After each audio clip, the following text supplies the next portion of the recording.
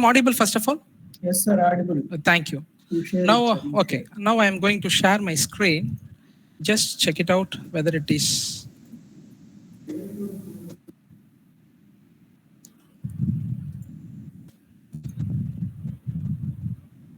Yes, sir. Is it visible, sir? Yes, sir. Yes. Okay, fine. Okay. So today I'm going to educate you how to find the inverse of a matrix and why calculating the inverse of the matrix is such an important task in data science. And using the concept of inverse of a matrix and how certain operations can be made easy in data science, especially in finding out the parameter values.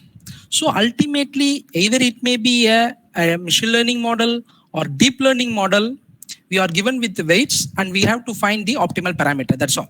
I can say like this.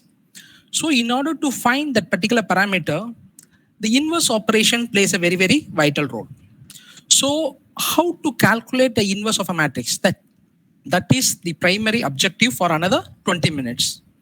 But using the programming languages like R or Python or Julia, anything, there are well-defined library functions are there for finding out the inverse of any given matrix. But if you know actually the internal details, surely it will give you a better idea. That is the purpose that I'm going to educate you how to find out the inverse of a matrix from the scratch. Okay. So previously in the morning session, I stopped here. What is a necessity to find a rank of a matrix? So the rank of the matrix determines how many rows in the data set is independent to each other. So obviously all the rows of information should be independent in nature. Then only you can make it as a benchmark data set. If there is a dependency, then automatically we can come to a conclusion that some kind of duplication is there. Okay, so that is the purpose we are going to calculate the rank of a matrix. Sorry.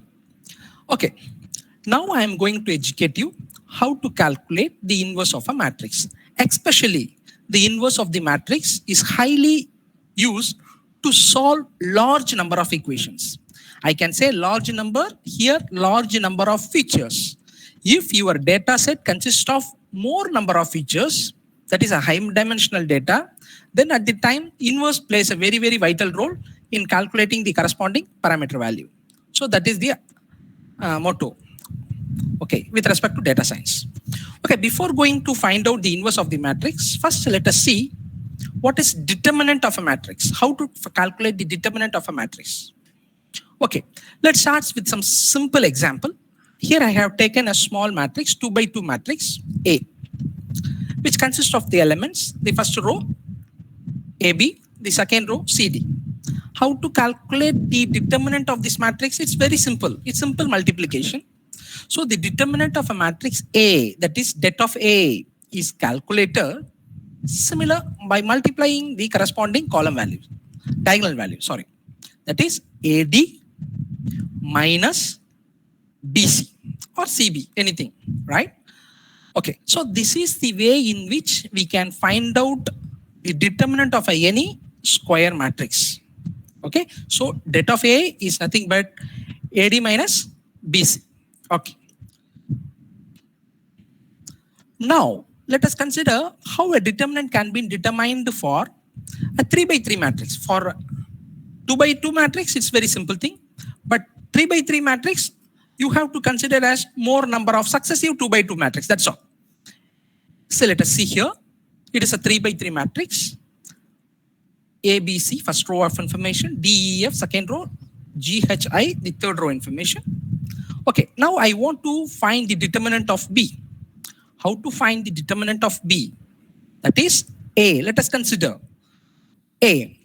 So you have to leave the corresponding row and corresponding column of this element A of I comma, that is 1 comma 1. Okay. So the remaining values, this is a 2 by 2 square matrix. So it is A in A determinant of EFHI. I think it's clear. And next, minus B, that is a second element, right? minus B, then leave the corresponding column and corresponding row. So the remaining values are D, E, and F, G. I have written like D, and F, G. Yes, plus. So now I want to calculate the corresponding values for C. That is, leave the corresponding column and its row. So I will get C into, right, DH, and EG.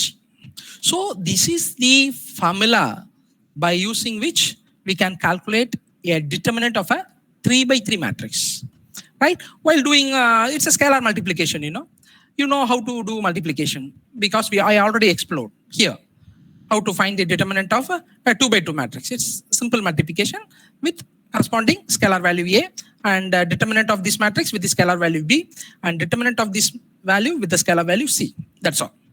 So this is the case related to 3 by 3 matrix. Say if it is a higher order matrix, you have to apply the same procedure. See here, I have taken a 4 by 4 matrix. Then you have to consider 3 by 3, right? See, for example, for A, leave this one. So the corresponding 3 by 3 matrix. Minus B, leave this column and row. We will get E, G, H, I, K, L, and M, O, P. Similarly for C, plus C. Leave that one. Then we will get E, F, H, I, J, L, and M, N, P. Yes, here it is. And similarly minus D. All right. So leave this corresponding row and column. The remaining things are E, F, G, I, J, K, M, N, O, S. So while computing all these things, so if you want to perform the determinant value of 3 by 3 matrix, again it has to be reduced to 2 by 2, right? And finally, we can find out the determinant of this 4 by 4 matrix. This is the way in which we can find the determinant of any M cross N matrix. But don't worry, Python and R, they are having their own library function for calculating all kind of these stuffs by calling a single library function. Okay, in order to find the inverse of a matrix, first we learned how to calculate the determinant of the matrix. Now the another task is given for us is we have to calculate the minor of a matrix. So the minor is very, very simple, dear participants. Let us take a square matrix. Yes, I have taken a square matrix, right, of size 3 cross 3. Now I am going to find out the minor for each element of the matrix A. That is the point to be noted. Okay. For each element means for each I, jth element of the matrix A, I am going to find out the minor. That is, I have to that the resultant value should be a 3 by 3 matrix. Okay. See, now I am going to find out the minor of I, j, that is 1, 1. What is the 1, 1 in this matrix A? It is 1. Now I want to find out the minor of the element 1 of the matrix A. Okay. It is very simple. Leave that particular corresponding row and column. Yes, I left. Then remaining values are 2, 5, 0, 2. Yes. Okay. We already know how to find out the determinant. Find out the determinant. That's all. That is 2 into 2, 4. Minus 0 into 5, 0. So the answer is 4. So the minor of the element 1 of the matrix A is 4. That's all. Okay. Similarly, if you want to find out the minor of the element 2, what we have to do? Leave this column and this row. The remaining things are 4, 5, 1, 2. Do the determinants. That is 4 into 2, it is 8. Minus 1 into 5 is 5. 8 minus 5, it is 3. So the minor of the term 2 is 3. So likewise, you have to compute the minor of the remaining element 0, 4, 2, 5, 1, 0, 2, and you write it in by 3 by 3 matrix. Okay. So this is the way in which we can find out the minor of a matrix. Again, if you want to find the inverse of a matrix, the one more terminology you have to do is cofactor of a matrix. Now I am going to explain you how to find the cofactor of a matrix. if you want to find the cofactor of a matrix, first you have to find the minor terms and you have to check its sign. If the sign is even, add positive value. Positive when the sum of the indices are even, it turns to be positive. Otherwise, it's to be negative. I will explain with an example. Don't worry. I'm going to take the same example. Let us see. Here we find out the minor for the element 1, which is 2. So what is this indices? Indices are 1, 1. Now add the value of the indices 1 plus 1. So 1 plus 1 is 2. 2 is the even number. So the cofactor of this matrix A is, I have to assign only positive value plus 4. So the cofactor matrix C, right, holds the value 4. That's all. See, the cofactor and minor matrix both are same. The sign is going to be differ. How the signs are differ? First go to the corresponding indices. If the indices, add the indices. If it is even, add positive sign. If the indices or adding the indices will give the odd number, then assign negative sign. That's all. See, one more time I will explain how I am going to get the value -3. Yes. So previously I calculated how to find the minor of this particular term 2, and I said that it is 3, right? By eliminating this column and this row, and 4 into 2, 8, minus 1 into 5, 5, that is 8 minus 5, that is 3. So that the minor is 3. Now cofactor. So cofactor, what I said, I have to check the indices. What is the indices value of 2? This is first row, second column, 1, 2. 1, 2, that is 1 plus 2. 1 plus 2 means it's 3. 3 is a odd number. So that I am going to assign a negative sign. So it comes -3. Okay. So in this way, I have to calculate the cofactor of all the elements of the given matrix. Okay. So if you want to find out the cofactor of a matrix, the idea is first you calculate the minor terms of all the elements and just do some kind of changing the sign depending upon adding the indices. While adding the indices, if it leads to even number, put positive sign. If it leads to odd, then assign negative sign. That's all. So in this way, you can easily find out the cofactor matrix of each element, right, of any given matrix. Once the cofactor is there, then the next step is to find out the adjoint matrix. See, in order to find the inverse, I am doing all this activity. So what is the procedure for finding out the adjoint of a matrix? First and foremost, when a given matrix is given A, you have to find the cofactor of a matrix.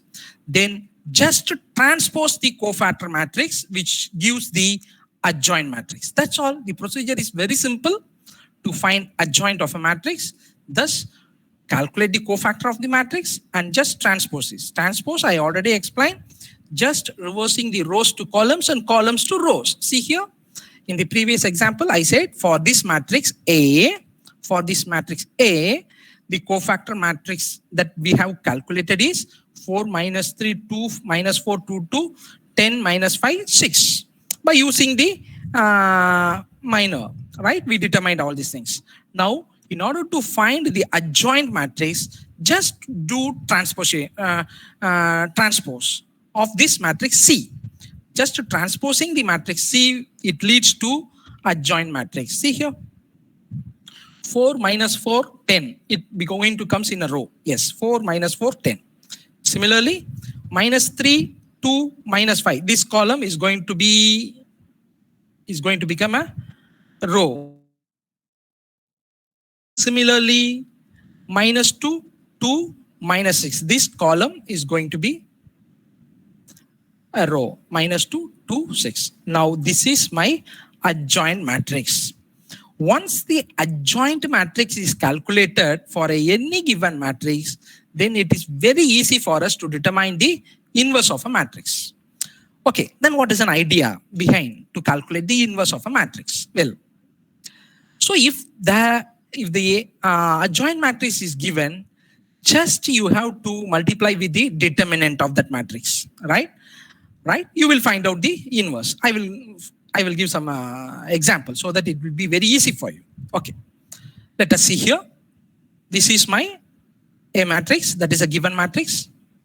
What is the first thing I have to do? I have to find the adjoint of A. Yes, the adjoint of the A is find out. Now multiply the adjoint matrix by the inverse of the determinant of the matrix A. Then the resulting matrix is the inverse of A. See, let us see.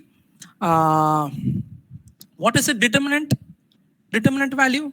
We can easily find out. Here the determinant value is -2. I calculated the determinant value of the matrix is -2. So what I have to do, it's a inverse. Always inverse means what? 1 divided by determinant value, right? Okay. So 1 by -2 into this D, which will gives you the inverse of the matrix A. So this is the way in which you will find out the inverse of a matrix. Just find out the edge matrix, multiply the edge by the inverse of the determinant. Inverse of the determinant means 1 by determinant. That is inverse, right? Okay. 1 by determinant. Determinant value of the given matrix is -2. So I have put 1 divided by -2 into adjoint matrix. Okay. So this is my adjoint matrix. While multiplying these two things, we will find out the inverse of the matrix A. So this is the procedure is very, very simple. Once if you know the inverse of the matrix, then you can do wonderful things, right? I will show you through inverse how to solve a given big equation. I will explain you in the next slide. Let us see here. I am going to take the 3 equations.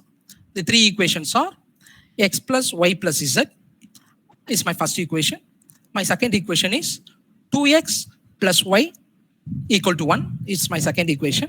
And my third equation is 5x plus 3y plus 2z equal to 4. It is my third equations.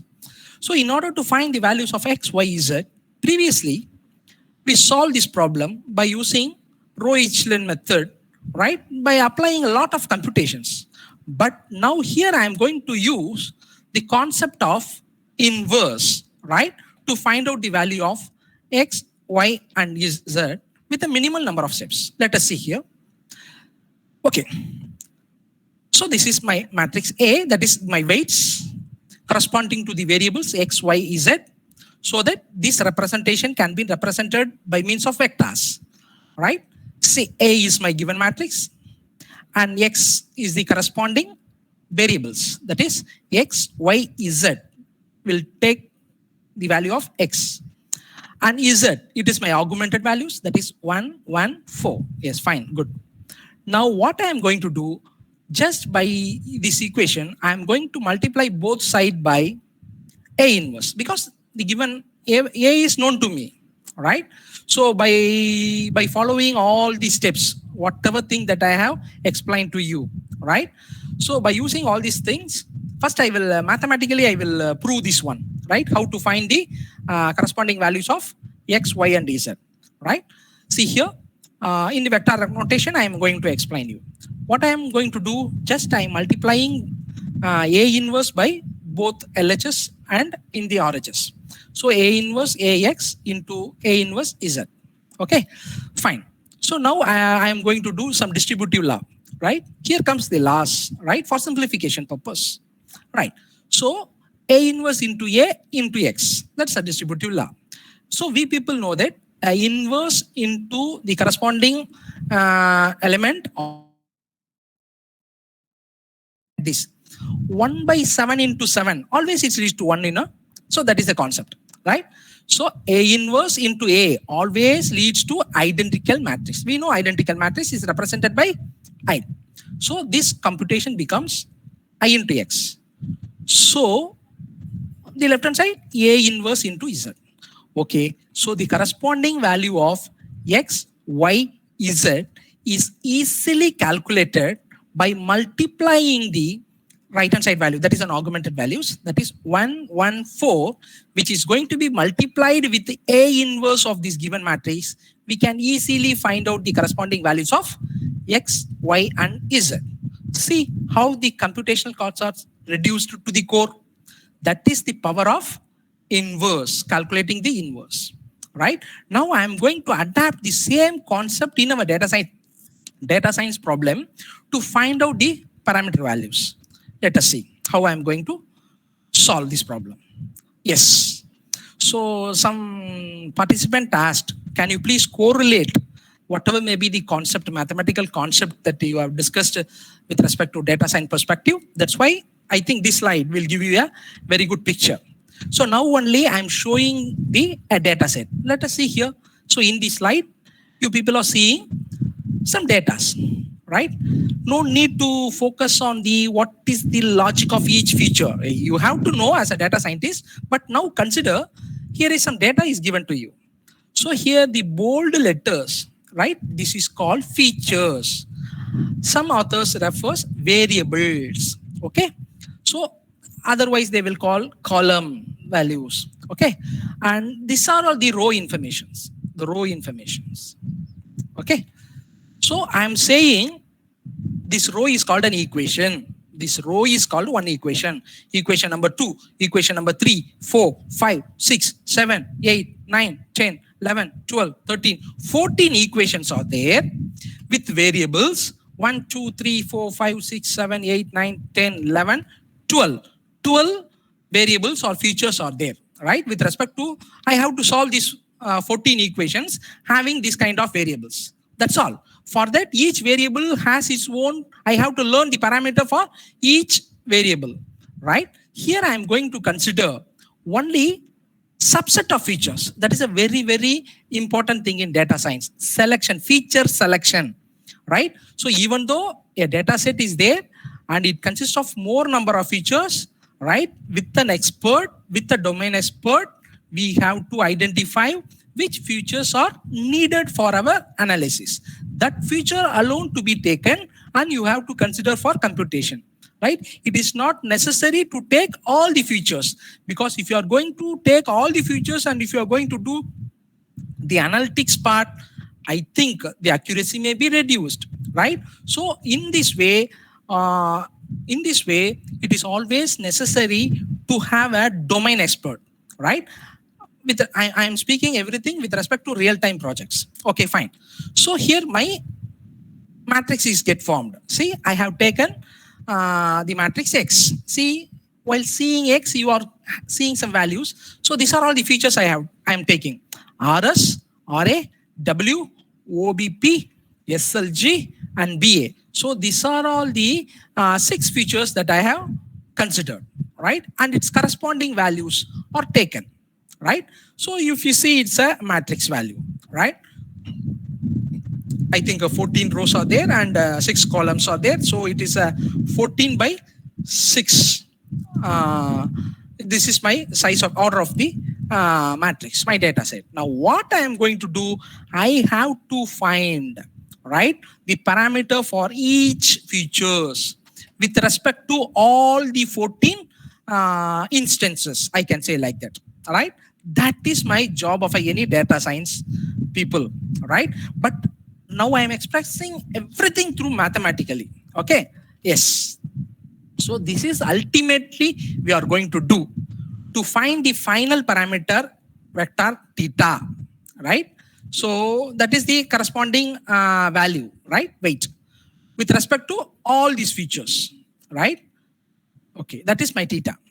So initially, this particular data set is characterized by 6 features. That is X1, X2, X3, X4, X5, and X6.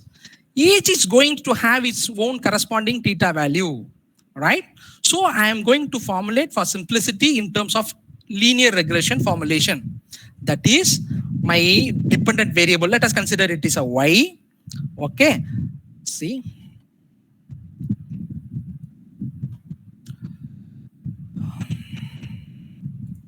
So in this example, Y equal to, so I said that there are 6 variables are there. So I am going to take W0. It is my initial constant value. So for the first feature, it would be W1 and its corresponding feature is X1. I'm going to write a linear regression, okay, multivariant, right? Okay. So next I have to find out the another parameter W2 for the for the variable for the feature X2. Similarly, for the feature X3, I have to find out the coefficient W3, right? Up to I have to find out because 6 feature I said, so X6, sorry. For my writing, okay, it is W6. So these are all the parameters I have to find out. So this parameter can be easily found by using the concept of inverse. So that is the thing I want to explain right now. Okay. So for each independent variables, that is for each features, independent variables, I have to calculate the parameters, right? I previously explained how I solved this problem by using this vector for each variable. Here, this equation consists of what? 3 variables only, X, Y, and Z. Now, this problem instant, which consists of 6 variables. Let us consider X1, X2, X3, X4, X5, X6, right? And corresponding matrix values. This is my matrix value. This is my W. Okay. Now you have to take, this is my dependent value. Okay. So in this way, we can easily solve any data science problem. Okay. By using the concept of inverse. Okay. Now I am moving to another major important mathematical concept in linear algebra is eigenvalues and eigenvectors. See, I think most of you, I think in your FDP also, whether I don't know whether you are coming up with the principal component analysis, right? Where the eigenvalues and eigenvectors plays a very, very vital role, which is mainly used for dimensionality reduction. Say, for example, you are having a data set that is a high dimensional data set. I already told that when a data set is said to be called as a high dimensional, when there are more features compared to its instances. Okay. See, this is a classical data. So what is the data set that I have shown to you is a classical data because number of attributes, number of features is less than the number of instances, right? So it's a classical data. When the number of features are more compared to that of the instance, then this data is going to be called as a high dimensional data. When both the features and the instances are going to be approximately equal to infinity, then we will say that data is a big data, right? It's a big data problem. Okay, fine. So automatically, if you are going to have a very large number of features in our data sets, it's not, I already told that, it's not necessary to take all the features. So there will be some redundant feature. We have to remove that one. Otherwise, I have to say we have to select in such a way the feature which is more important for our analysis. Okay, that can be done by using the concept of eigenvectors and eigenvalues. Now I am going to explain you by taking some a simple mathematical problem how to find out eigenvalues and eigenvector for a given problem. So that is my goal. So before that, this is the initial representation of eigenvalues and eigenvectors. See here, so that is A dot V equal to lambda dot V. Don't worry, here A is my matrix, that is my data set, right? It's an n by n matrix, okay? And V is a non-zero n by 1 vector. That is, I already explained what is a vector. It's a column vector, right? It is a non-zero. That is very, very important. If it is 0, then it is not possible, right, to do computation, right? Surely that V must be what? It's a one-dimensional vector. And lambda is my scalar value. I have to find out. In next slide, I will show you how to find out that lambda, that is my eigenvalue, and V, that is my eigenvector with respect to the data set A. The data set here is my matrix, okay, given matrix. So this is the representation, right? A data set will be given to you, and what you are going to do, you are going to find out the eigenvectors, which is in the left hand side, and similarly the eigenvector should be multiplied by eigenvalue, that is lambda, and I have to find the lambda.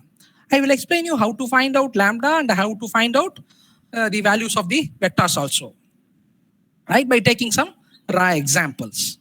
Okay, fine.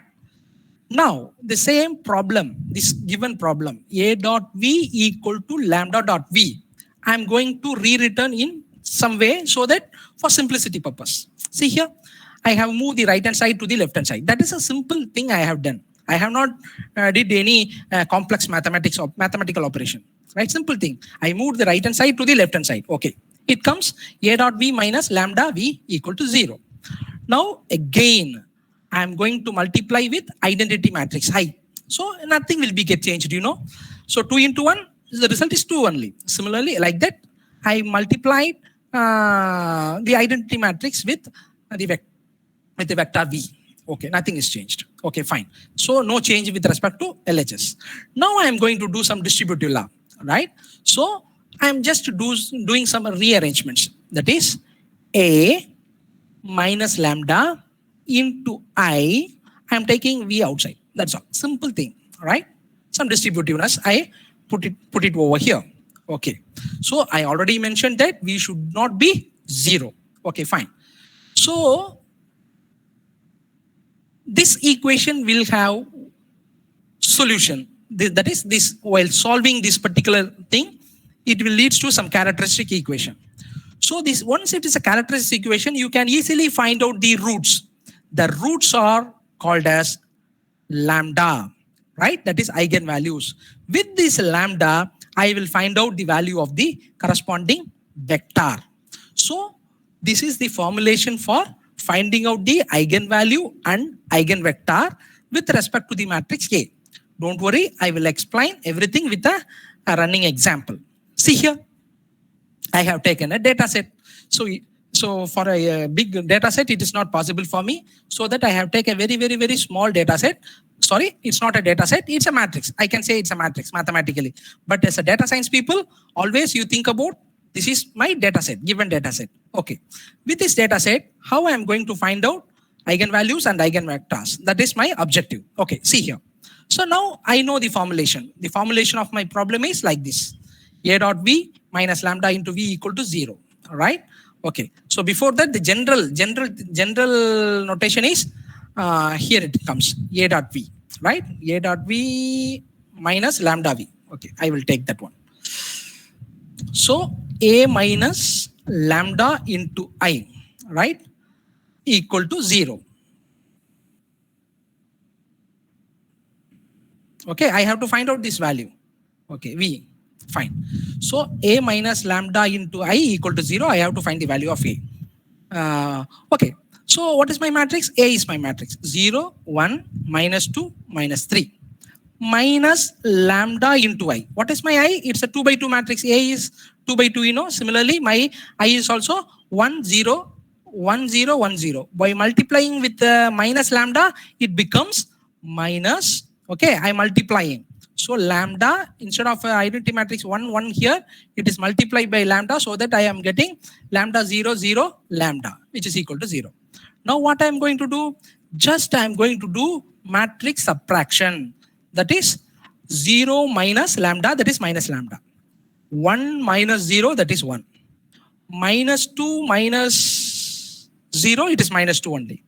Minus 3 minus lambda. Okay, fine. So now this is my my given matrix. Now I have to find out the determinant values, right? Just by multiplying, right? So that is minus lambda into minus 3 lambda into minus lambda, right? So minus into minus plus lambda into 3, that is 3 lambda, and minus into minus plus lambda into lambda, lambda square. So lambda square plus 3 lambda, and minus 2 into 1, 1.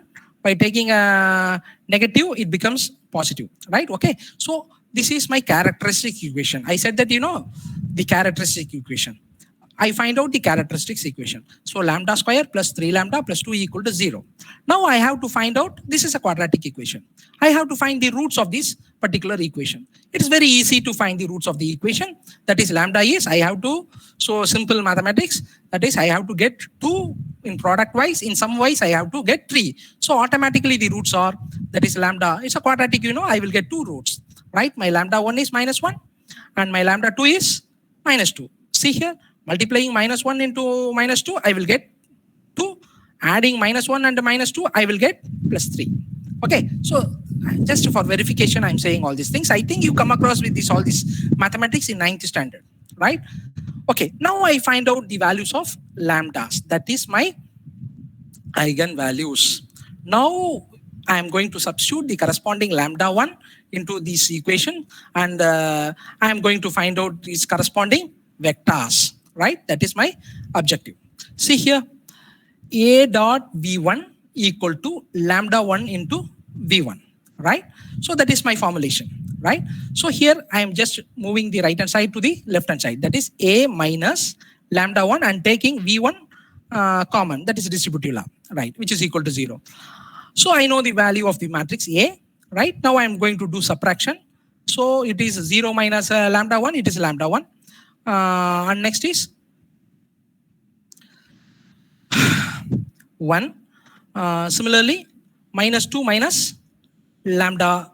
Sorry, I'm going. So that is A minus lambda 1 into V1 equal to 0. So where is my A? Here is my A.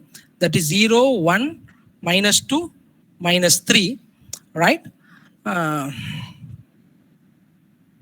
I'm going to do it only with the diagonal things. Okay, it is minus lambda and minus 3 minus lambda, right, into V1. So ultimately I'm getting, I have to find out the eigenvectors V1. That is my objective. Okay, fine.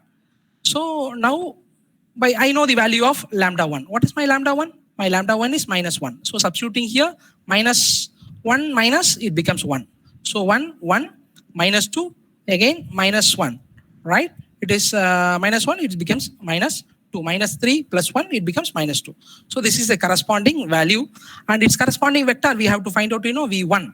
Okay, here I am going to take this 2 rows of information is there. So I am going to consider V1, 1 and V1, 2. So this is the way in which I am splitting the vectors, right? I am splitting the vectors.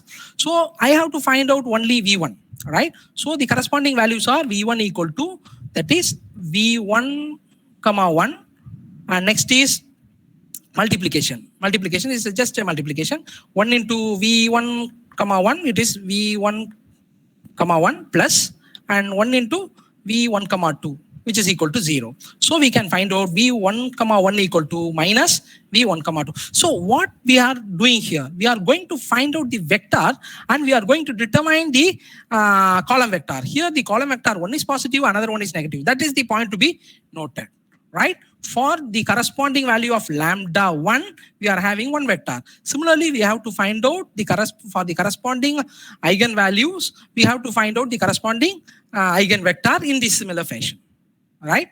So these eigenvalues and eigenvectors are mostly useful for finding out which features are more influence in your problem. So that is the purpose of finding out all these kind of mathematics, that is eigenvalues and eigenvectors. Okay. Now I am slowly moving to, so that's all about linear algebra, right? So now I am going to touch upon statistics. Okay. So this slide I got it from one book, right? So it's a very nice interpretation, so that it attracted me very much, so that I have put it here. So there are 3 kinds of lies, right? Normal lies, damned lies, and B. Bisrael said that it's a statistics, right? So he said statistics also is one type of lie, but don't believe that, right? I don't know why he said. Okay, just for fun, I am put this particular slide. Okay, why study statistics? Again, data is everywhere. So whenever there is a data, with the help of statistics, you can do wonders, right? You can give a proper decision to the decision maker, right? So that is the purpose we are studying Kumara, statistics. Yes, sir. some message is there. Somebody asking, explain the previous slide once more. Something. Which slide, sir? Previous slide they are asking. Maybe last slide of linear algebra. Oh, okay, okay, sir.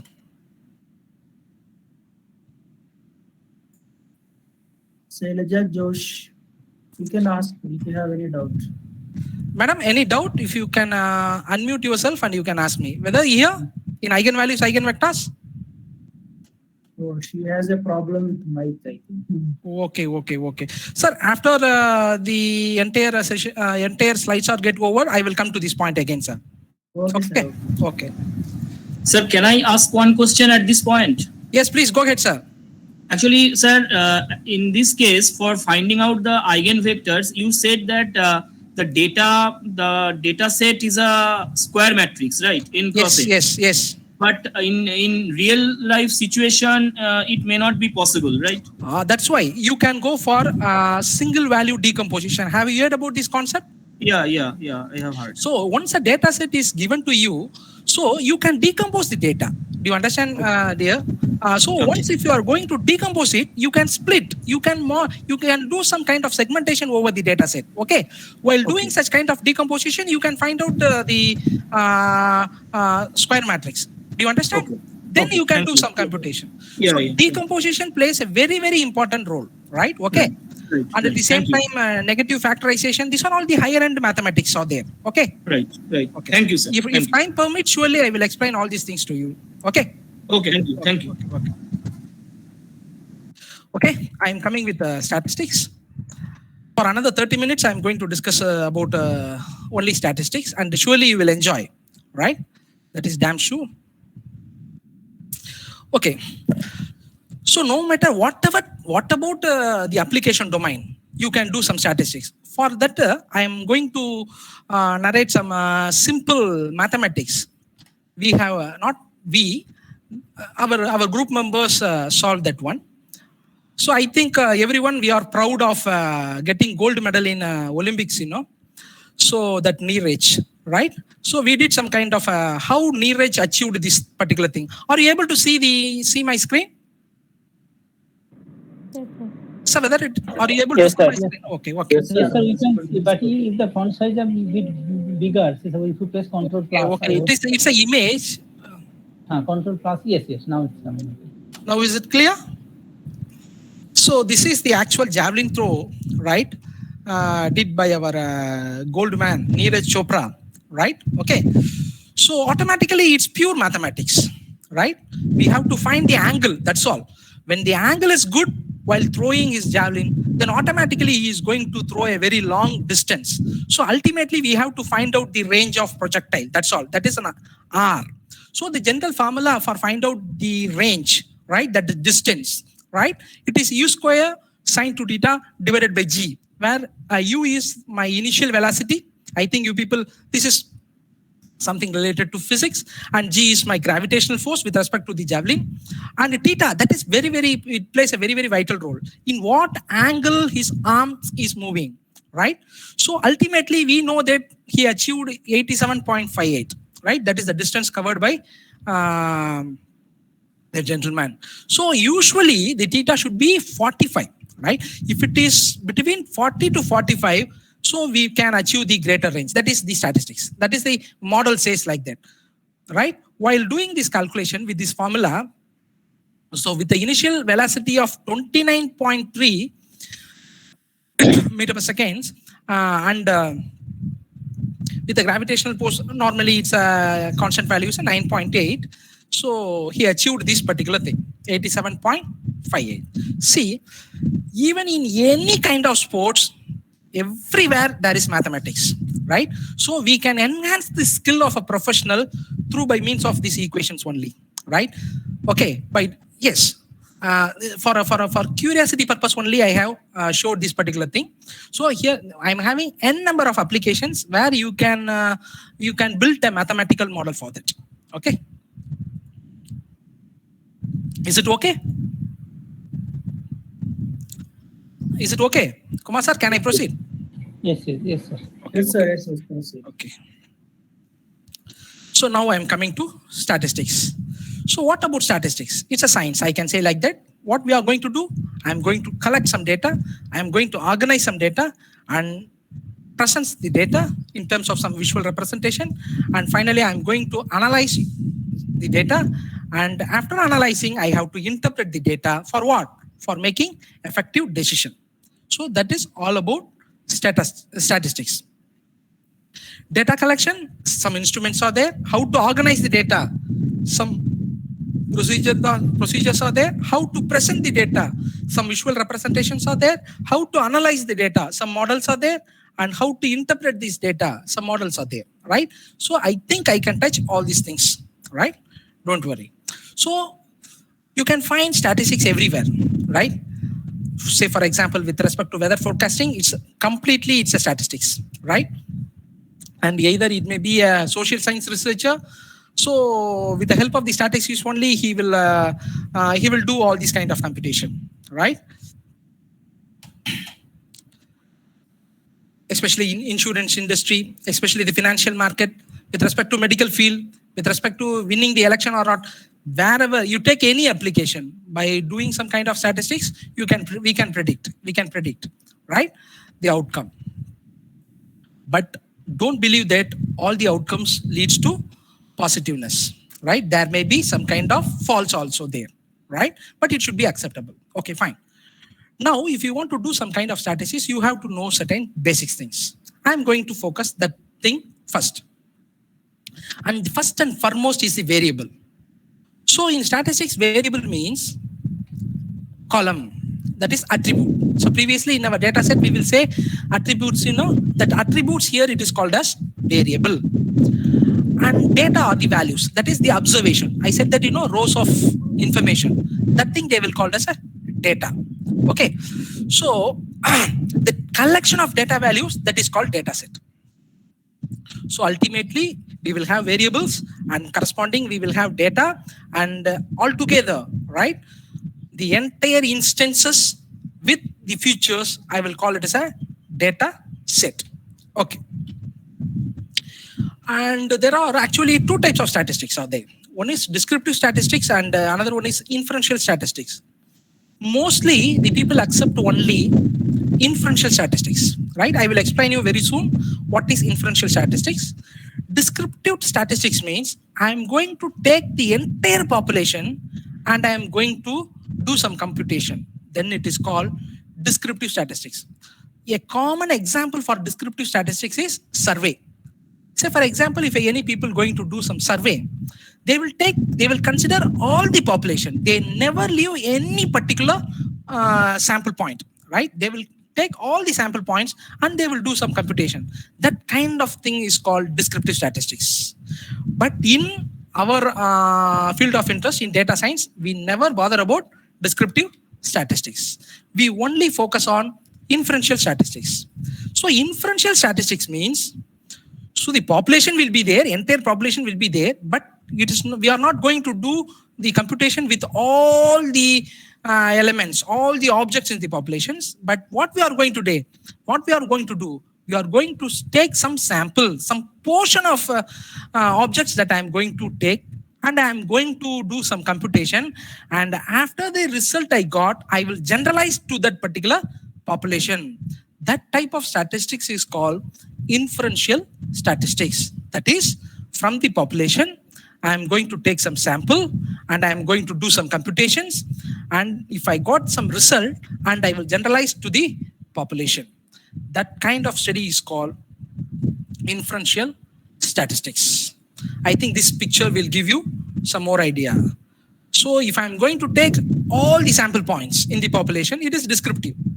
So if I'm going to take selectively, right, some points, with these some points, I'm going to build a model and I'm going to do the analysis and I'm going to generalize with this population, then it is called inferential statistics. Okay, so once again, so here there are n number of costs are there. If I want to do the analytics over all the cost information, it's not necessary to take all this cost information. I'm going to take some samples With these samples, I'm going to do some computations and I'm going to generalize to the entire population. Again, it is a inferential statistics. Okay. So there are how to take a sample. That is a very, very important thing. See, from the population, selecting the sample is very, very important. So there are several ways in which you can select the sample from the population. The most important thing is simple random sample. That means each sample has the equal chance of being selected. So there should not be any kind of priority in the population, right? All the samples to be given an equal priority. That kind of technique is called simple random sampling. So next is stratified sample. That means I'm going to divide the population into groups, otherwise called as strata. So once the strata is formed, then I take a sample from each stratum. That is called stratified sample. Say for example, see here there are group of peoples are there. So I divided the group of peoples into some stratum. See, this is stratum number 1, 2, 3, 4. 4 strata I found. From each stratum, I'm going to select some sample points. Say from this strata, I'm going to take 2 samples. From second strata, I'm going to take 1. So from third, 2, and from fourth, 2. This is called stratified sample. So the third technique is cluster sample. That means in a population, I'm going to divide into again strata, right? So divide the population into strata, then randomly select some strata. That is the thing. See, any one of the strata is going to be selected, right, for analysis. That kind of activity is called cluster sampling. Okay.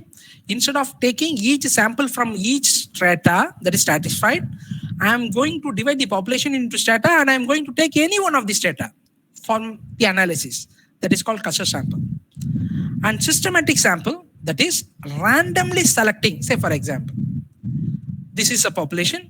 So every 5th sample I am going to take from this population. That is called systematic sample. Say 1, 2, 3, 4, 5. I'm going to take 1, 5, next 10, next 15, next 20. Like that, if I'm going to move and I'm going to pick the points, then it is called systematic sampling.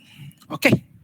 So these are all the 4 ways in which you can select the samples from the given population, right?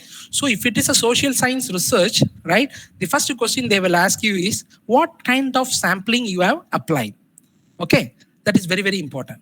Even if you are going to generate your data set, dear participant, I am once again saying you can do data analytics over secondary data or you can do data analytics over primary data. So the science discipline, in our science discipline, usually the research community accept only secondary data only, because there will be some benchmark data set will be available. From the benchmark data set, you have to develop some model and you have to experiment it and you have to show the accuracy. Then only the community will accept. But regarding social science, apart from secondary data set, they will create their own data set. That is a primary data. Through by means of questionnaires, they will select the data, right? But there are certain application in our scientific field also, in computer science also, there is a necessity to create a primary data. So while doing such kind of a primary data collection, I think at that time, you have to be very strong in what kind of sampling methods you are going to apply. That is the purpose I explained all these things. Now I am talking about the part.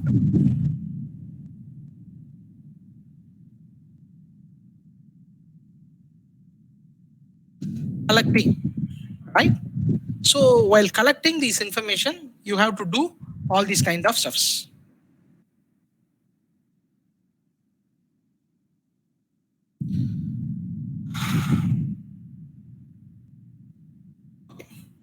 I think I already explained all these things. So now I'm coming to variables, because variables plays a very, very vital role in statistical analysis.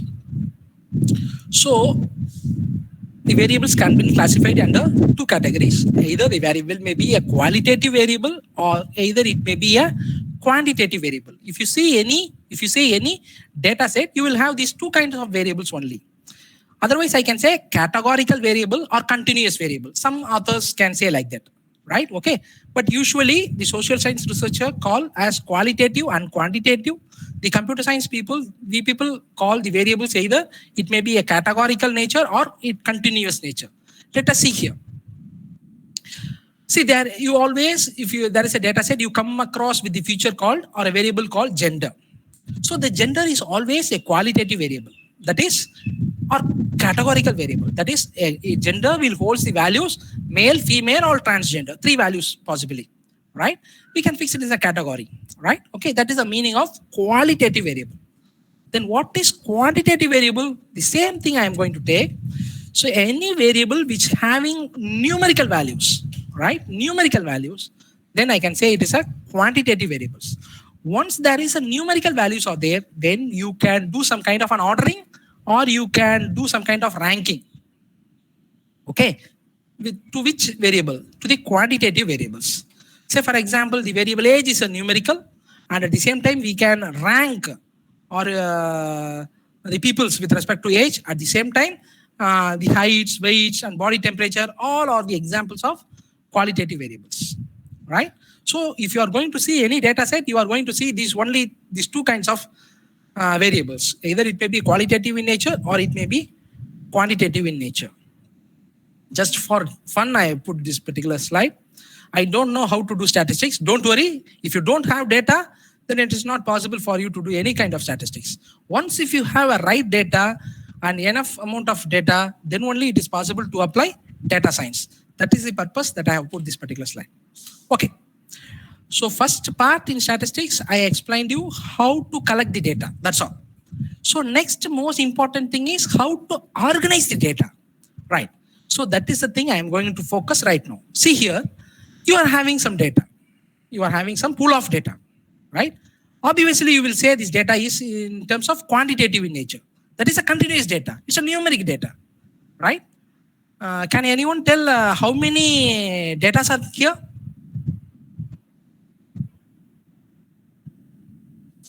Any participant?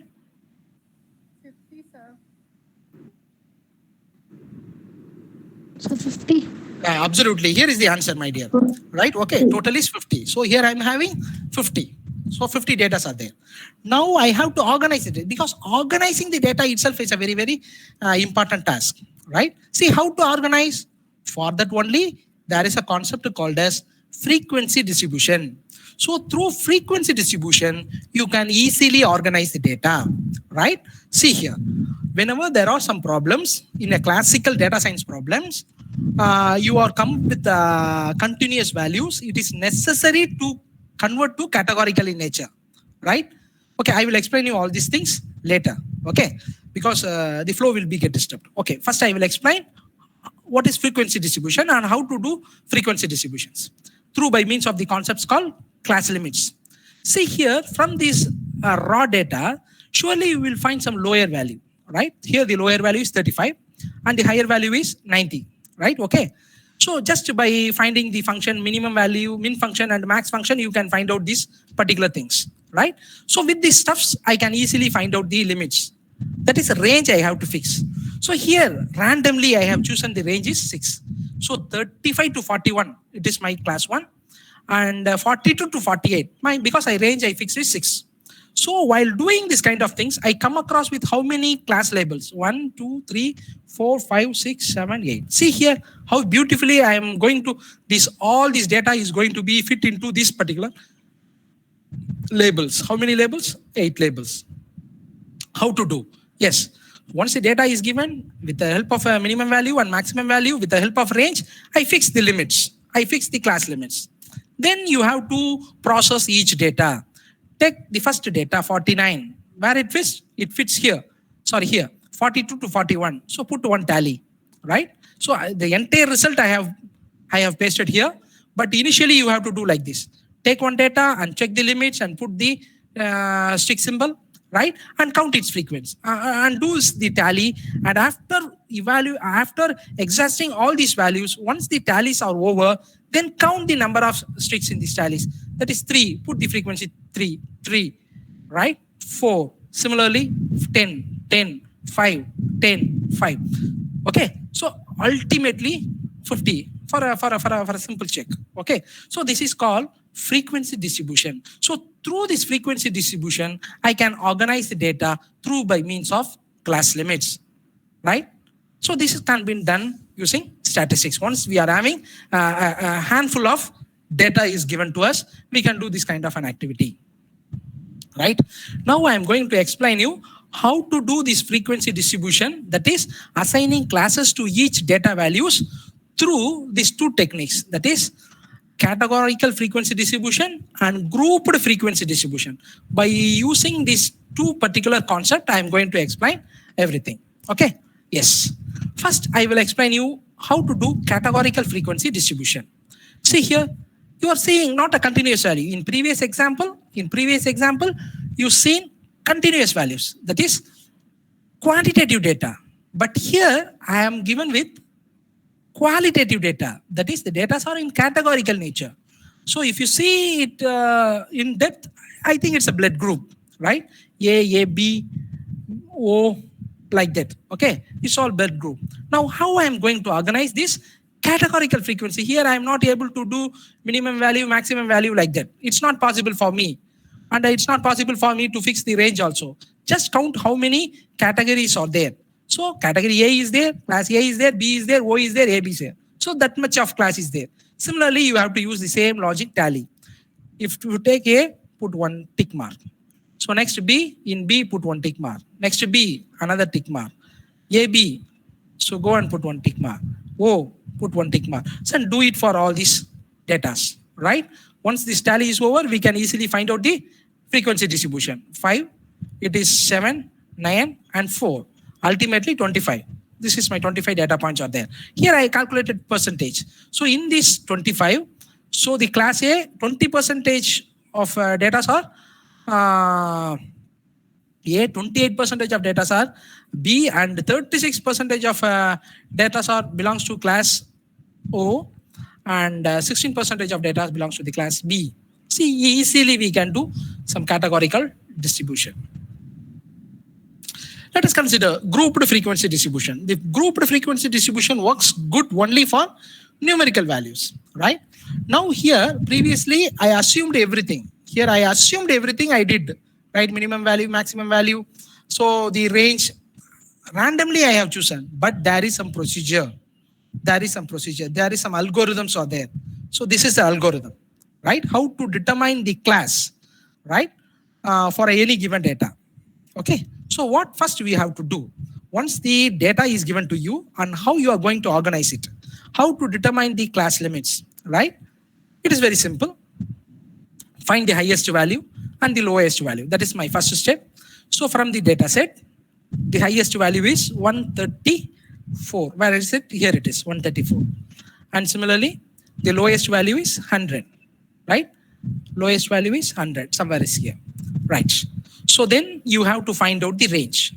Easily you have to find out the range by subtracting highest value minus lowest value. That is 134 minus 100, that is 34. So 34 is my range.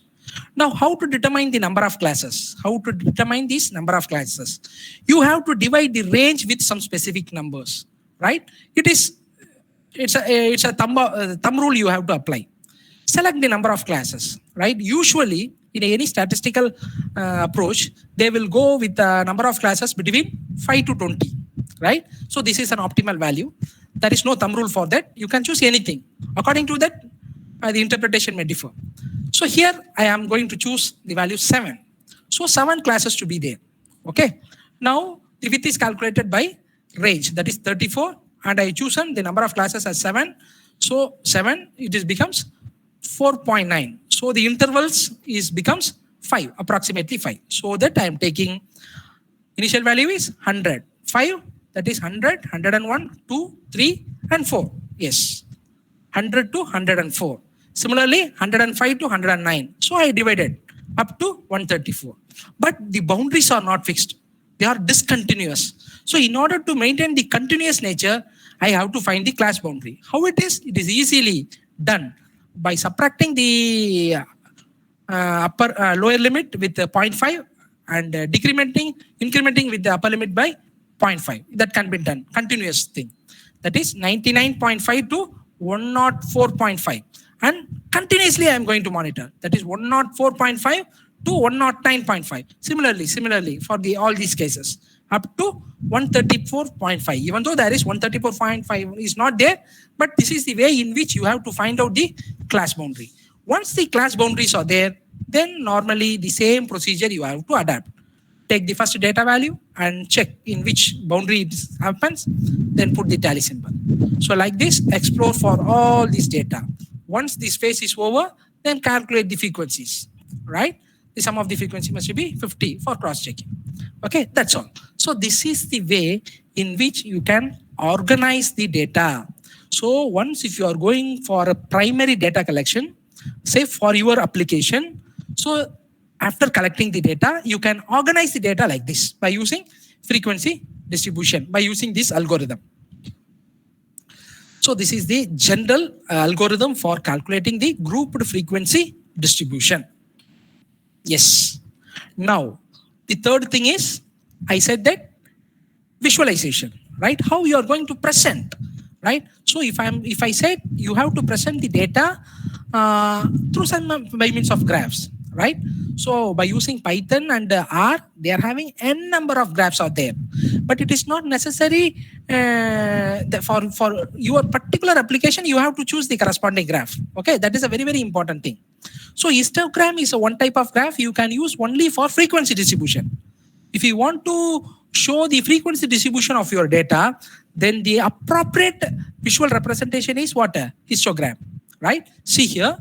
So these are my class boundaries, right? Now I have to represent this data pictorially, right? See here, and say for example, these class boundaries represent the temperature, and these are all my frequencies, right? I have to see what is the highest temperature recorded. See, from this beautiful histogram, you can easily interpret the results, right? See here, 99.5 to 105. What is the frequency? 2. So 2. See, 104.5 to 109.58. So I have put the vertical bars. So I think the interpretation becomes very easy. Instead of class boundaries and frequencies are given, so little bit the interpretation is tough. But once if you show by means of this kind of diagrams, interpretation becomes very easy. Okay. So the another interpretation is frequency polygon. I think most of you know histograms. I think most of you don't know the concept of frequency polygon. So frequency polygon means you have to find out the midpoints of the boundaries. That's all. It's very simple in nature. See, what is the midpoint? 99.5, 104.5. Just add these two things and divide it by 2. That gives the midpoint, 102. That's all. But no change in the frequency. Its frequency is 2 only. Okay. So I am going to calculate the midpoints of the class boundaries. Now I am going to point only the midpoints value. See here, 102. So this is in the y-axis frequency, x-axis temperature, and the graph represents the frequency polygon. That is the midpoint values. 102 and 107 and 112, 170. Okay. So in this way, you can represent the data, right? So the another representation is ogive. So ogive is a graphical representation of cumulative frequency, right? So cumulative means here it is not cumulative, right? But here the data are in cumulative nature, less than 99.5. So from 99.5 to 104.5, from 99.5 to 109. So this is a cumulative frequency. This is not cumulative frequency. Okay.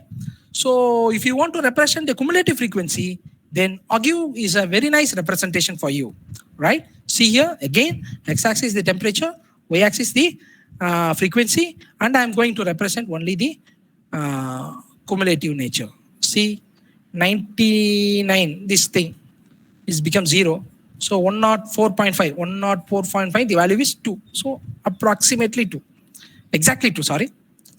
So this is the ogive representation of a given data. So I covered 3 things. That is how to first collect the data, and how to organize the data, and third one is how to represent the data. Okay. So once if you did all these things, then by taking these machine learning algorithms and by using the deep learning algorithms, you can analyze and you can interpret. That is a thing. I think in the remaining session of this FDP, you are going to come up with the supervised learning algorithms, unsupervised learning algorithms, and possibly I think deep learning also. With these things, you can do some analytics, right? So with these statistics, I covered these three concepts. So even whatever may be the machine learning or deep learning models you are going to discuss, surely the mathematics will be there. Say, for example, if you are going to do a Navy-based algorithm, conditional probability comes under picture. That's why I am right now going to focus on probability theory, right? That is Navy-based, conditional probability, P of A by B equal to P of A intersection B divided by P of B, right? So if you want to know all these stuffs, you have to know little bit of probabilities. So that probability that I'm going to touch upon for another 10 minutes only, my dear. So what is probability? It's a chance, I can say like that. A probability is a numerical measure of likelihood of whether an event occur or not, right? It's a chance only. That is probability. Usually the probability values lies between 0 to 1, right? 0 to 1, just like a number line, right? The probability near to 0 indicates that event never occur, right? Say for example, in my town, it's very good. I'm getting very good sunshine. So the probability of rain is 0. I can say like that, right? Okay. The probability near 1 indicates that event is almost certain to occur. Now the time is 3:40. So around 4 p.m. surely I'm going to stop my lecture. Yes, probability is 1, right? You will never allow me to continue for 5 p.m. So I'm just kidding, dear participants. Okay, fine. Probability as a numerical measure, I already told that, right?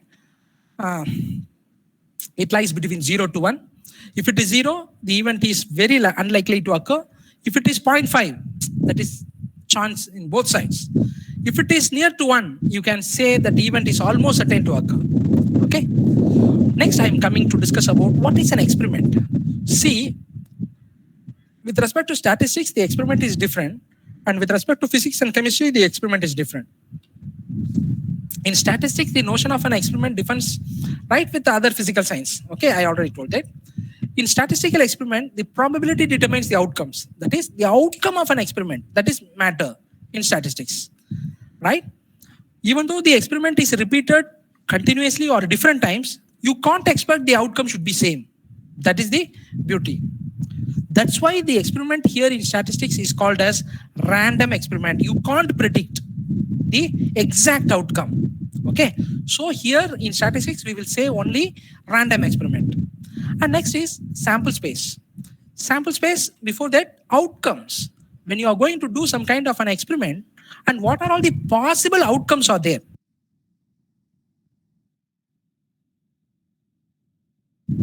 Right? Okay. So if there are more number of outcomes, and each outcomes are called as sample point. Okay. See, now I am going to show some experiments to you. So these are all the experiments. Tossing a coin, inspect a part of inspection of a particular part, conduct a sales call, roll a die, play a football game. Right? These are all the experiments I can say. And surely, what are all these sample space? So tossing a coin, obviously the outcomes are head and tail. Inspection of the pair, either it may be defective or non-defective, right? Conduct a sales call, either he is going to purchase or no purchase. Rolling a die, 1 to 6. Play a football, win, lose or tie. So these are all the outcomes, right? I can say it's all the labels, I can say. Slowly you can move to supervised learning, right? Right. So the probability of event always, I said that it should be lies between 0 to 1. And if you're going to do the experimentation several times, and P of EI, that is P of 1, P of 1, P of E1, P of E2, P of E3, if you're going to sum everything, always it must be equal to what? 1. That is the basic requirement of assigning probabilities to the events. So sum of the probability of all the experiment outcome must be equal to 1. It should not more than 1, or it should not less than 0. Right? That please take it to the core. And again, there are some beautiful laws are there, similar to that of set theory. The probabilities in statistics also we are having laws. Some addition law is there, multiplication law is there, right? Independent law is there. So the same thing, and A and B. There are two experiments here. It's not two sets. Two experiments happened, right, simultaneously. Then it can be represented as P of A union B equal to P of A. That is probability of occurrence of A plus P of B minus P of A intersection B.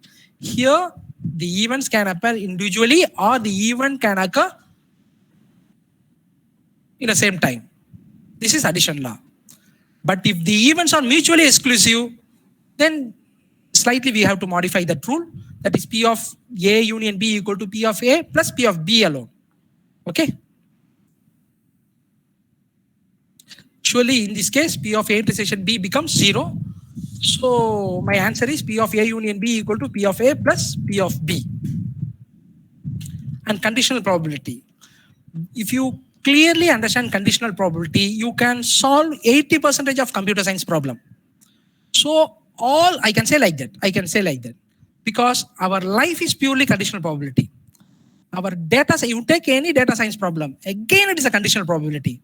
Because one feature depends upon the other feature. We have to determine, right? I can say like that, right? It may be wrong or right, okay? So the conditional probability, it is represented in P of A by B. And the general formula is P of A intersection B divided by P of B. That is the formula. I have not written the formula, but this is the one. So I touched only very, very, very basic things related to probability, right? So if you are going to study many supervised learning algorithms like decision tree algorithm, you come across with entropy, there comes probability.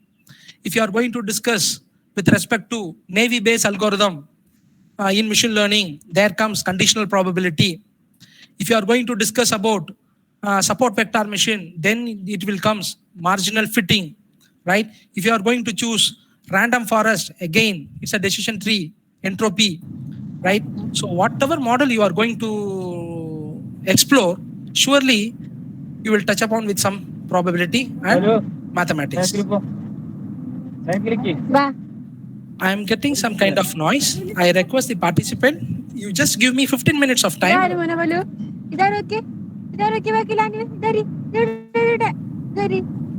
Kumar sir? Hello, Aishad Farsina. Please note your mic. Aishad Farsina. Yeah. Our student only, na? Yeah, Manas? hello, sir. Can I proceed, sir? Yes, sir. No, proceed. sir, I don't know. Actually. Okay. Sir, I have a doubt, sir. Madam, just give me 5 minutes of time. I will finish the chi-square test, so it will give a very good understanding. Okay? Then surely I will answer your question. Okay? Can I proceed, Kumar sir? Sir, one more minute. Okay. Okay, continue, sir. Okay, sir. I will first clarify the Continue. doubt, sir. Okay, sir. Okay. Yes, please. Any doubt? Yes, No, sir, continue. Okay, fine. Yes, sir, I have a doubt, sir. Hello, sir. Yes? Yeah, this chi-square test, how to select the like hypothesis, sir, like if the significant... Madam, that's why I am going to explain right now the chi-square test, madam. Okay? Okay, sir. Okay. Madam, if you give me 10 more minutes, I will clarify everything. Okay? Madam, Yes, your sir. audio Complete, sir. your audio is very feasible, madam. I am not able to hear anything. Kumar sir, if you are Yes, able sir, to hear, sir. okay, Sir, fine. you continue, sir. Okay, Last thank you. 5 minutes will give time. Okay, sir. Okay, thank you. Dear participant, now I am going to explain you one particular concept called how to find out the association or relationship between the variables. Otherwise, I can say how one feature plays an influence over the other feature. So usually we will take it in terms of framing the hypothesis for our research work. So if you want to test our hypothesis, there are a lot of techniques out there. Now here I am going to use chi-square test for the given data set, and I am going to prove whether I have to accept the null hypothesis or not. Otherwise, I have to go for alternate hypothesis, right? See, a hypothesis is a statement that either may be true or false. That is a simple thing I can say like that. So usually if you are going to start your research, so please frame the hypothesis with respect to your data set. And finally, once the analysis is over and verify it, whether your hypothesis is true or false, right? Then interpret your result. That is the actual way. Okay, fine. See, I have taken a data set. This data set is about related to election, right? With respect to the variable gender, I am having two instances of there, male and female. And another attribute is, another variable is the party in which the male and female they are voted. That is three category: Republican, Democrat, and Independent. I think it's for US election, right? And totally 1,000 respondents are there. Okay, so the total male respondents are 400, and the total female is 600. Okay, let us see.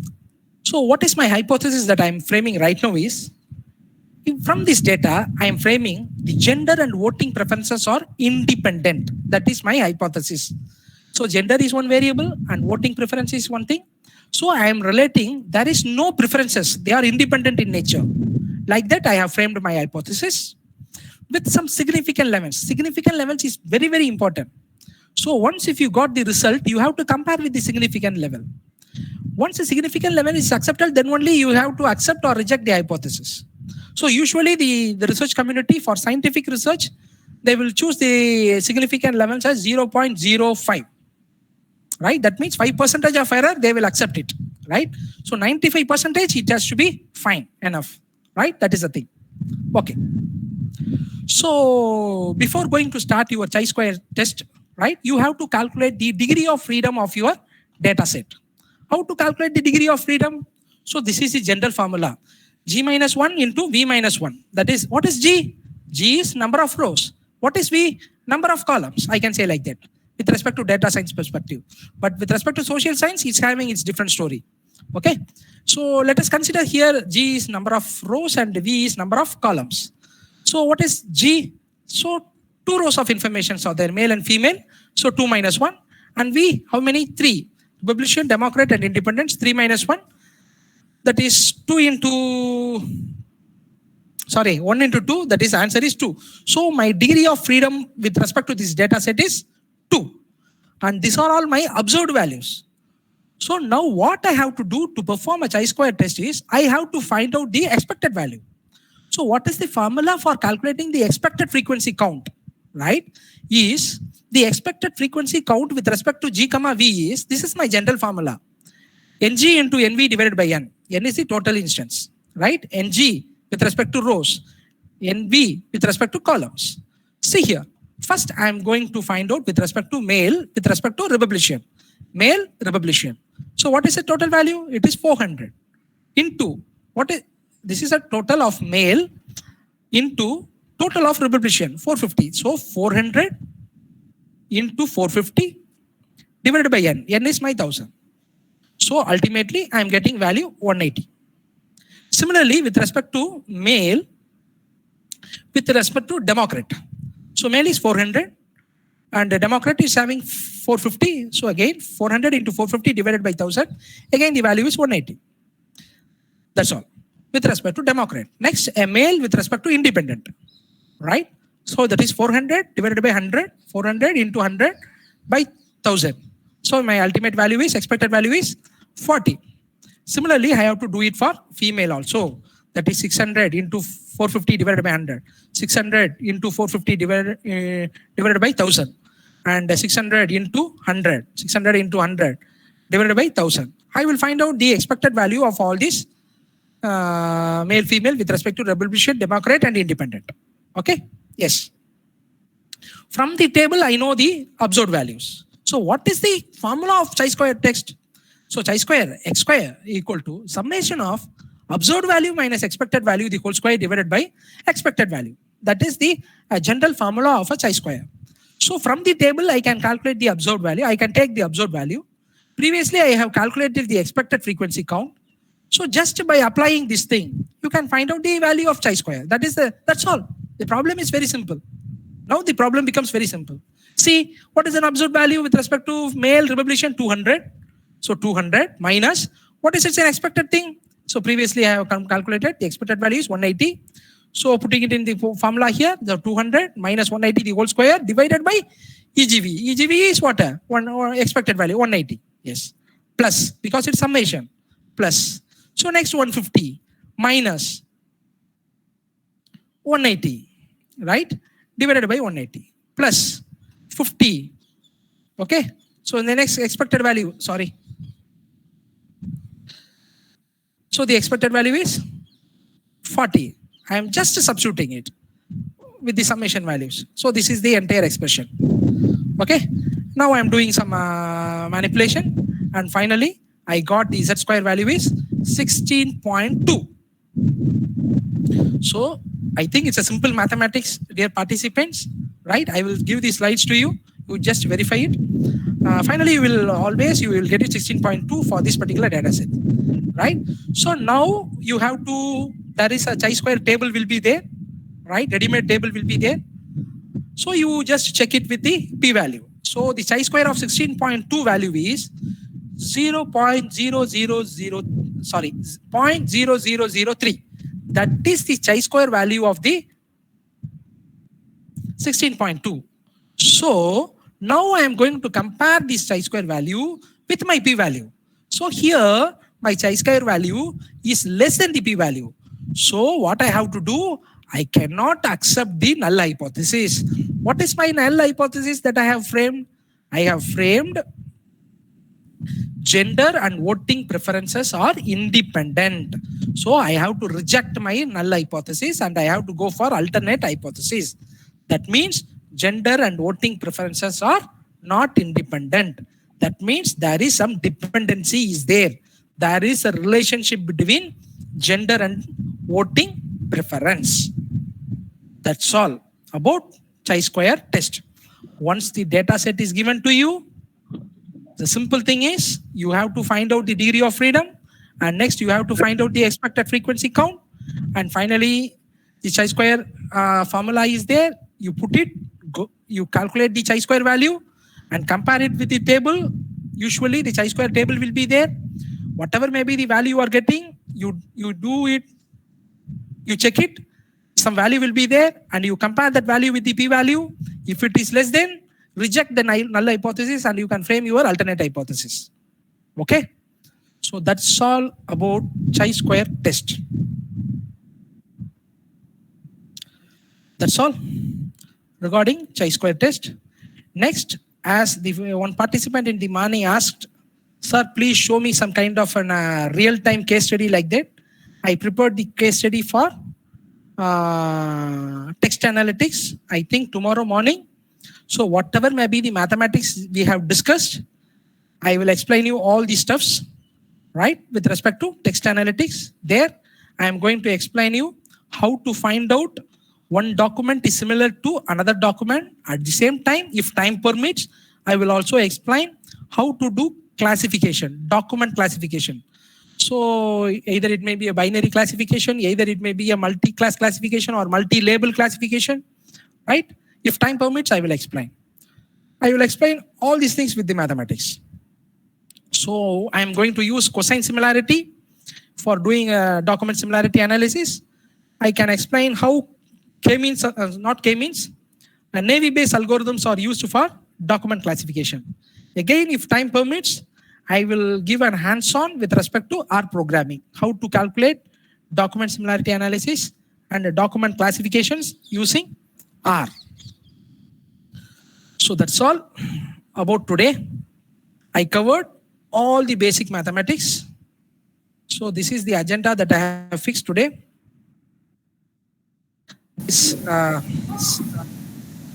Thank you, sir. Wait a minute, sir. Actually, Okay. yes, sir. So foundation mathematics I covered, linear algebra I covered, statistics I covered, basic probability I covered, hypothesis testing also covered. Okay. So don't come to a conclusion that these are all the mathematics which is needed only for data analytics. So please, I request the participant to create some kind of an interest and please explore all these kind of mathematics. If you are really having any kind of doubts in mathematical modeling, you just text me. surely I will help you in this regard. Okay. And tomorrow I'm going to give I'm going to discuss about text analytics. Surely I think it will be interesting. Okay. So now any doubts, sir? Because time is already 4. Sir, Yes, madam, your voice is very feasible, madam. now, sir? Now? Madam, go ahead, madam. Go ahead, please. Like how chi-square test is used for finding whether two attributes are independent or dependent, sir. Like in attribute redundancy also we'll use chi-square test, no, sir. So how can we identify like two attributes are dependent or independent? Kumar sir, the voice is very feasible to me. What about for you, sir? Yes, sir, it's manageable, sir.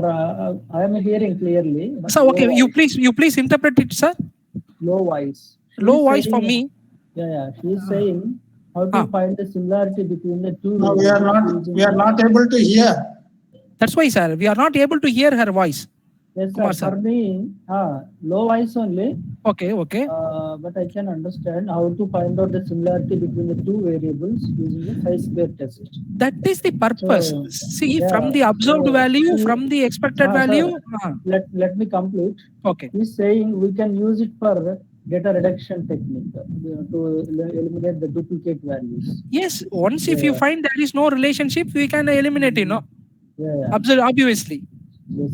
That's why Yes. she is asking how to find using chi-square. Yes, Whether yes. those are correlated or positively that's what- correlated or negatively correlated. Okay. Or independent like that. She is Okay. So if you want to check whether there is an independency is there between the variables, if you perform chi-square test, if there is an independence, you can have it that features. If there is no independence is there, if there is an independence there, then it's a duplication, right? You can go for a feature reduction, madam. Okay. That is my idea. But usually the chi-square test is used for checking the association between the variables. That is the relationship among the variables. I think some of them asked about the p-value. Before going to choose the experimentation, please fix the p-value. For our science community, the p-value is normally 0.05. Is an acceptable level. Sir, number of independent observation equal to degree of freedom. No. Degree of freedom is absolutely different, right? So with the degree of freedom only, we have to compare. You have to take degree of freedom and chi-square value. With this only, we have to justify our result with p-value. That is a normal interpretation. Ramakrishnan sir, I explain p-value. So p-value means the acceptance of error. That is 5% of error. If you choose the p-value as 0.05, that seems that 5% of error is acceptable. Okay. Your result is, it will lead to 95% accuracy. Sir, Kumar sir, can I? Yes, just please, sir. Yeah. Just to add to what Dr. Kumar Velan was telling, I think there might be confusion between p-value and alpha value. This alpha is also given as p-value.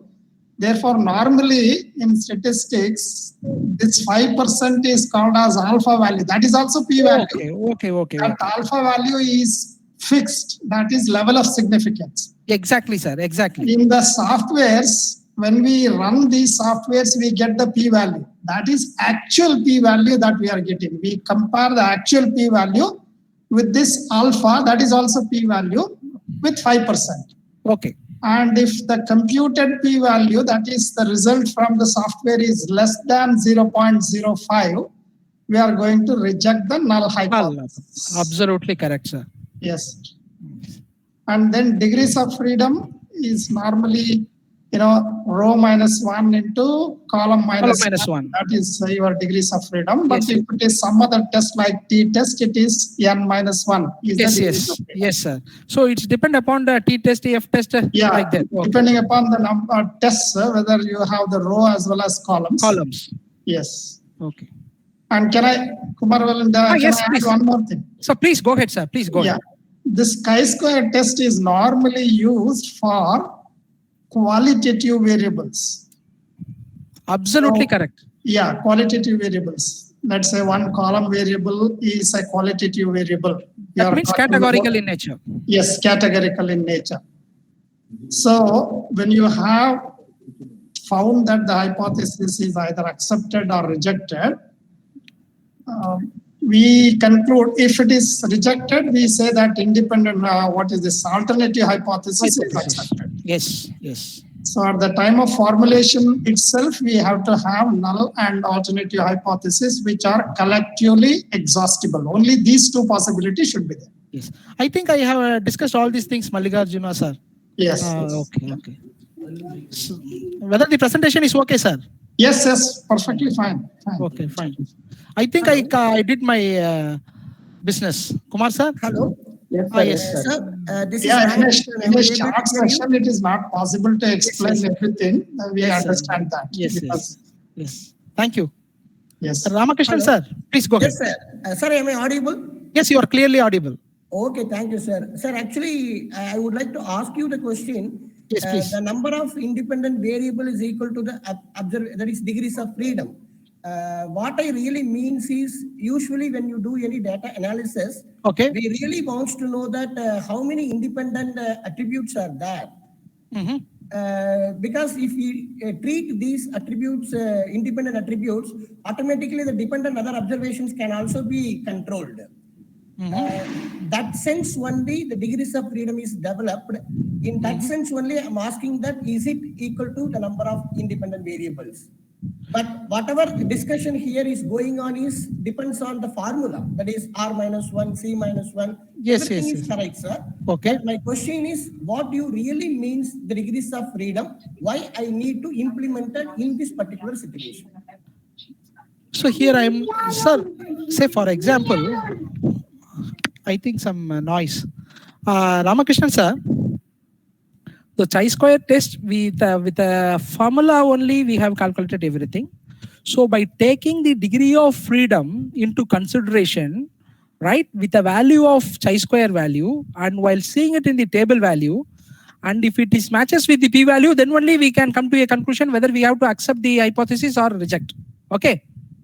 Okay, sir. Okay. Sir, sorry to ask you one more clarification. Please, please. I could, explain the significance of p-value, but whatever the discussion here is going on is related to alpha and p-value. Okay. I strongly accept it, but my question is not in that sense. Okay. There are a lot of p-values we are calculating in multivariate statistical analysis. Okay. Okay. You know very well the p-value is lesser. Yes, we will get a more reliables on data. Super. In that sense only I'm asking, sir. What Okay, is the okay. significance of p-value? So depending upon the p-value only, we can say the accuracy of the model that we have developed. What kind of, whether the data is in qualitative nature or not. Not. Okay. Yes, sir. Yes, sir. The name itself, right? The significance of p-value. Okay. So in social science, I think the p-value, they will never choose as a 0.005, right? They will take some higher values. But regarding our scientific community, we will choose only, we will accept 5%. Rightly said by Mallikarjuna sir. Sir, even in social sciences, I think by default, we normally take 5%. Oh, fine, fine. Sometimes even 10% is 10%, acceptable. yes, 10% is acceptable. Yes, Okay, yes, okay, yes, okay. yes. That's why. Sir, one more point, sir. Yes, please, sir. Excellent distribution. Actually, you have shared with us that is called chi-square distribution. Okay. Since I'm doing some research in that, I would like to add one more point. Please go ahead, sir. So, you know, lot of distributions. Distribution is one kind of fitting a curve, fitting a data. Both discrete or continuous distributions. Yes. You know very well the chi-square distribution is the best distribution to select whether our discrete or continuous distribution is suitable to the data or not. Okay, More okay. chi-squared value will give less reliable on the distribution. Less chi-squared value will give the more reliable. Very nice interpretation, sir. Very nice interpretation. Thank you. Sir. Thank you. Thank you. Thank you. At the same time, even while taking the distribution, I can touch upon normal, Poisson, binomial, everything. But it becomes too much of mathematics, you know. I think it will get bored also. That's why I have not touched that one. Yes, sir. Otherwise, I will focus on distribution too. Yes, sir. I Okay. strongly agree that. Thank you. Okay. Good discussion regarding the chi-square value. Participants, any more doubts? I will share my PPT Kumar sir, Yes, sir, surely. yes, sir, yes, sir, sure. And please distribute I'm to the just, participants. checking the chat box. Is there any questions? Okay, okay, okay. Myself also, I will do the same thing. Yeah. Okay, sir. Nothing is there. I think that's Okay. all. So tomorrow regarding text Yeah, analytics. yeah. Tomorrow, sir, have one more session on the Okay. text analytics and classification. Okay. So, if there is no doubt, so we will wind up the session today and we will join tomorrow morning, 10 o'clock. I Okay, think sir. it's better to join 5 minutes before. Okay. So, participants, if you have no more doubts, we will wind up the session. Okay.